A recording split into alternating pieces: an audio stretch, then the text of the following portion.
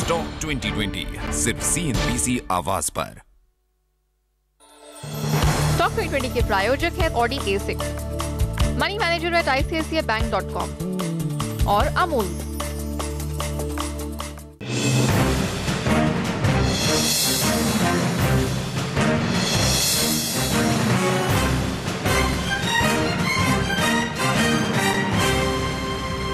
हम ये समझते हैं कि जैसे देखिए अभी रिटेल में FDI की बात हुई तो इसमें हम एक आर्ग्यूमेंट ये है कि किसान को बहुत फायदा होता है इससे अगर हम इसको लागू कर पाते और एक वायबल बिजनेस के रूप में हम इसको सामने ला सकते थे, लेकिन उसका बड़ा विरोध हुआ। क्यों नहीं हम ये कन्विंस कर पाए कि इस देश के भविष्य के लिए और खेती के लिए रिटेल में FDI आना किसान के लिए फायदेमंद चीज है?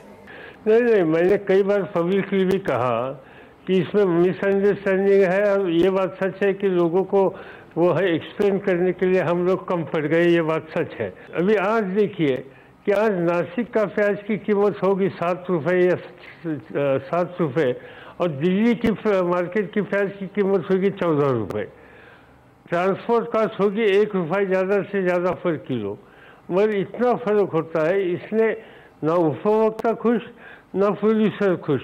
और इसलिए जो सुझाव था ये दुनिया में देखने के लिए मिलता है, चाइना जैसे कंट्री में भी देखने के लिए मिलता है कि ये रिटेल सेक्टर में बाहर की इन्वेस्टमेंट और इन्वेस्टमेंट से सबसे बड़ी इम्पोर्टेंट है कि ये इससे कोल्ड चेन हो जाएगी।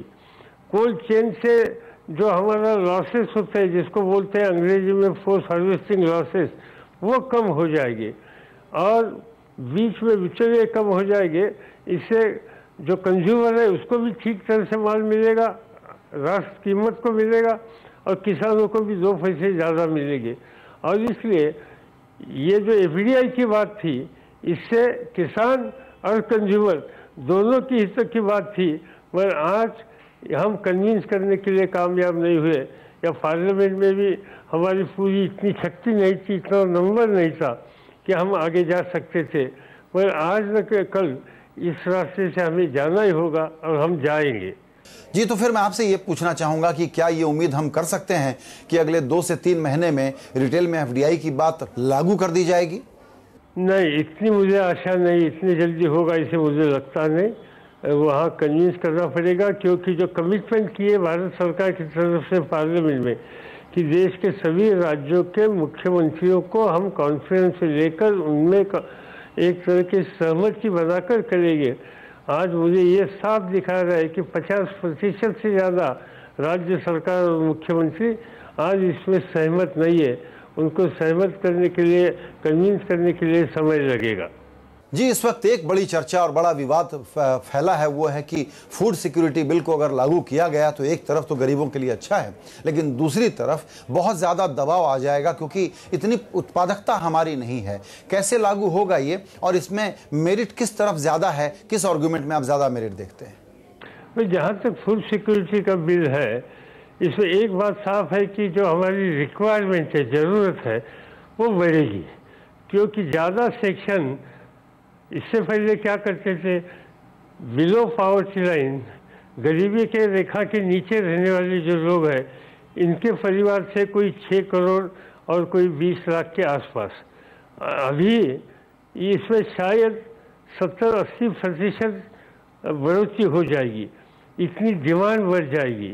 और दूसरी बात ये भी है कि जो प्रायोरिटी सेक्टर में जो वर्ग आने वाला है, उनको 1 रुपये, 2 रुपये, 3 रुपये, ज्वार बाजरा 1 रुपये किलो, गेहूँ 2 रुपये किलो और चावल 3 रुपये किलो और 35 किलो की सीमा, ये इसमें सुझाव है। इतनी बड़ी जिम्मेदारी लेनी हो तो हमें प्रोक्योरमेंट डेफिनेटली बढ़ाना पड़ेगा और जब इसके साथ साथ हमें प्रोडक्टिविटी और प्रोडक्शन भी बढ़ाना होगा। फूड सिक्योरिटी एक्ट आने के बाद हमारी रिक्वायरमेंट ही 7 लाख टन के आसपास हो जाएगी। इतना प्रोक्योरमेंट करना पड़ेगा, इससे थोड़ा ज़्यादा ही करना पड़ेगा।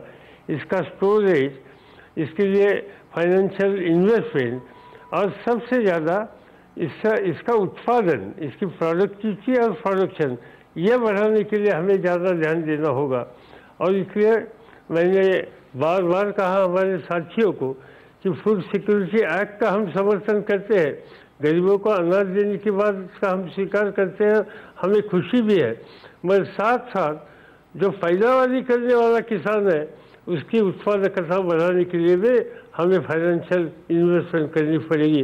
और वो अगले कुछ सालों के लिए 4-5 सालों के लिए कम से कम 1,20,000 करोड़ की लागत इसमें ज़रूरत पड़ेगी और इसकी सुविधा भी देनी पड़ेगी। और मुझे खुशी है कि मैं मंत्रिमंडल के मेरे सहयोगी हैं, इन्होंने ये मेरा सुझाव का स्वीकार किया और मुझे विश्वास है कि finance ministry stage by stage ये जो लागत की आवश्यकता है वो उपलब्ध करने के लिए हमें सहयोग देगी, जिससे हम उत्पादन बढ़ा सकते हैं और फूड सिक्योरिटी बिल पर खुशी से अमल भी कर सकते हैं।